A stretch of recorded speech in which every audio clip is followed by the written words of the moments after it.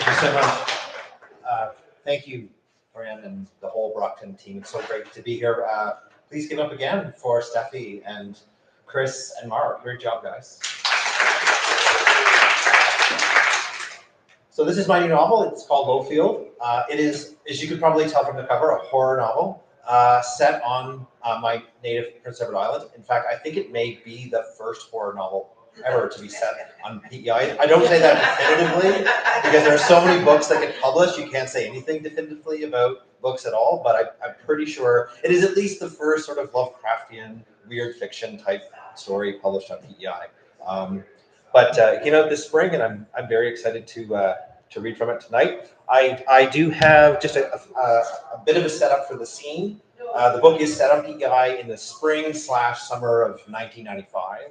The protagonist's name is Riley. He is an RCMP officer who is on a leave after a shooting that took 3 of his colleagues, and to escape the trauma of that, he's moved from the mainland to Prince Edward Island to take possession of a house that has been in his family line for many, many, many, many decades. The house is called Applegarth, and it's been sitting empty for a number of decades already. A local journalist intern writes a profile of him moving into this house, but in the process of doing that, she also, because she's an intern and still learning her craft as a journalist, also exposes a lot of his dirty laundry from the mainland in the story, and he's kind of miffed about that, and that's where this scene picks up.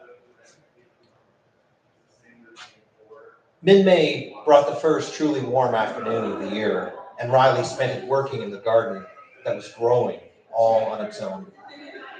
If he had close neighbors this far out on the 8-mile road, they would have been astonished by, even jealous of, what these 2 large plots had already started to produce. Not that there was much chance of a casual gawker to glimpse them. These crops had all the privacy they needed as they flourished. What exactly was growing here? Carrots and snow peas were definitely coming up. He saw as he raked and hoed and stooped to pull the few weeds that encroached out of the ruddy red soil. He also spotted the first signs of what looked like a strawberry patch sprouting in the middle of the second plot. And what was that over there, rising up in the corner near the stone sundial in the first? Zucchini? Zucchini always came on like gangbusters.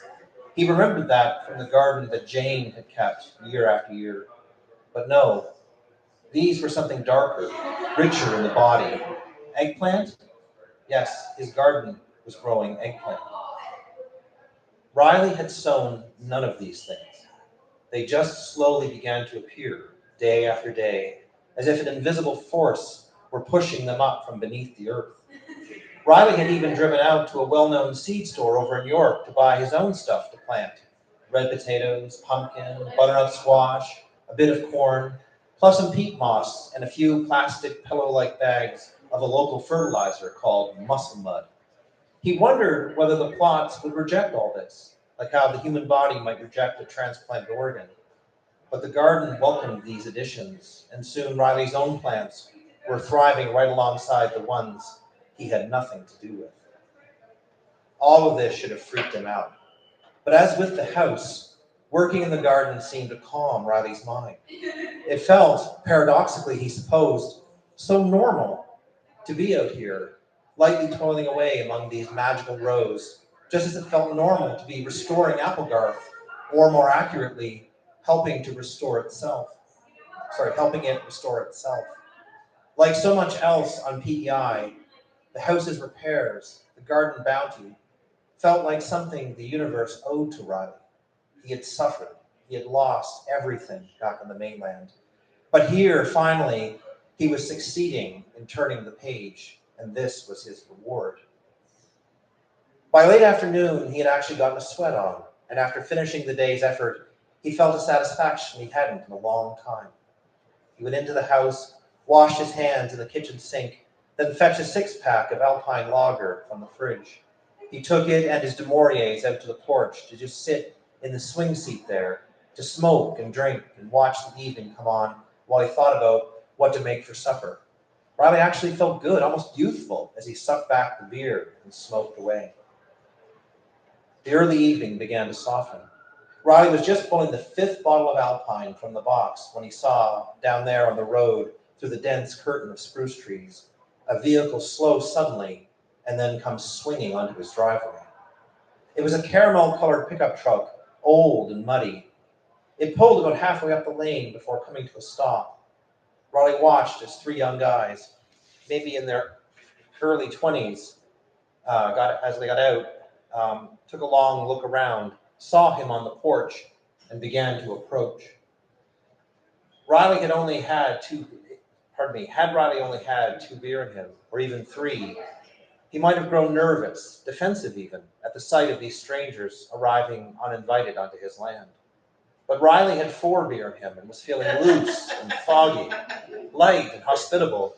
He leaned back on the swing seat and spread his arms out, as if putting them around 2 gorgeous and visible showgirls. "Hey there, fellas," he called over. They stopped in front of the porch.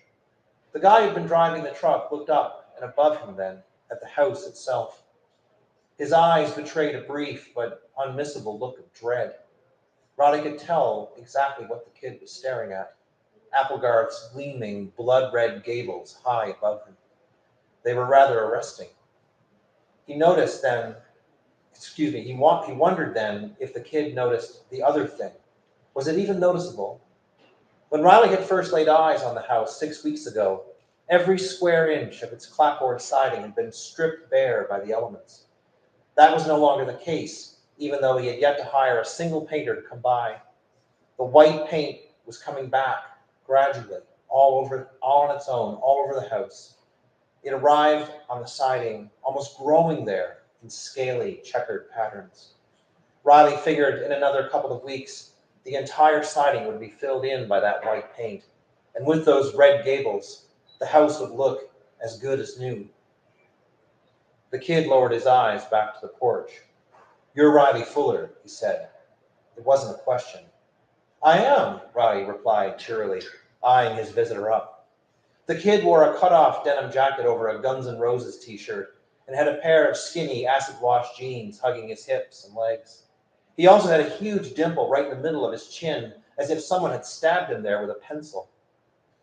But these were not what captured Riley's attention the most. It was the kid's hair. The kid's hair was a fucking joke. It was the epitome, the very apotheosis of a small-town mullet, business casual in the front, and a huge party in the back. It looked like a lion's mane, and it looked like a lion's mane and matched the leonine look in the kid's eyes. That great helmet of hair might have elicited a laugh from Riley had he had all 6 beer in him. Instead, he just asked, "And who might you boys be?" "I'm Danny McPherson," said the one with the mullet. He nodded to the kid standing at his right. "This here's Calvin Beck, and this," and he nodded to the 3rd guy standing on his left, "is Tony Galland. We're from Montague." "Well, welcome," Riley said.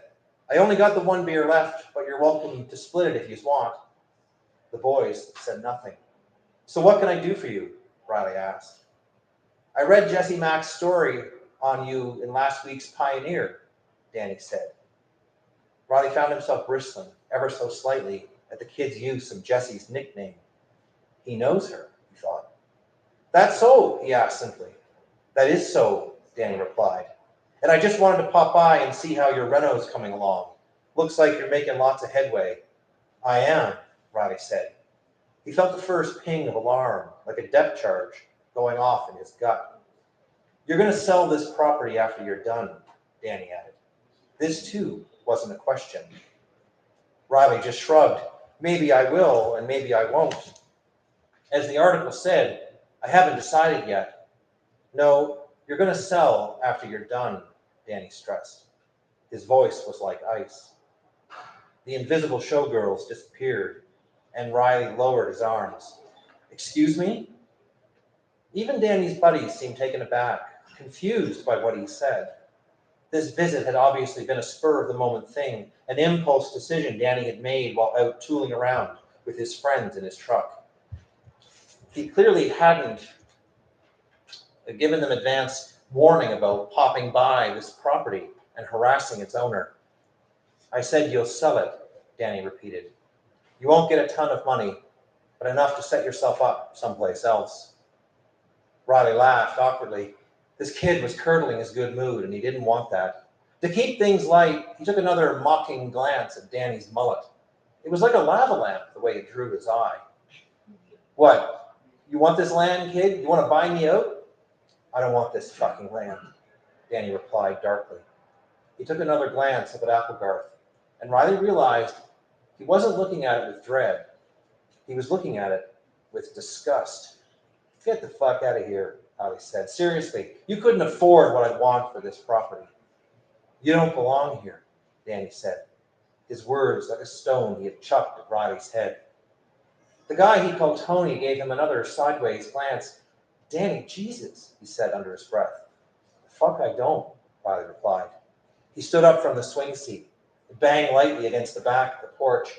My granddaddy lived here, and his granddaddy before him. He built this place. Oh, I know, Danny said, with a definitive nod. It came out as if he'd learned this, not from Jesse's story, but from somewhere else. The certitude sent a chill right through Riley. He didn't want to go into fight mode right now. He'd been having such a pleasant evening. He tried, smiling again. What are you boys trying to pull anyway? The whole, and here Riley made a clicky-clicky noise with his mouth. Scare the come-from-away, out-of-town routine? You know, Jesse Mack's article made you sound pretty pathetic, Danny said. Don't you think you'd be better off being pathetic someplace else? Charlottetown, maybe, or back in Moncton, or Timbuktu, for all I give a fuck? Riley just grinned at him like a wolf. Yeah. Oh, and speaking of pathetic, Danny, he said, 1982 called. It wants its hairstyle back. When none of them laughed at what Riley thought was a very good joke, he just chortled to himself and added, seriously, kids, get the fuck off my land. This isn't your land, Danny said. It doesn't belong to you. You belong to it. Haven't you figured that out yet? And ice water raced through Riley's veins. Thanks so much.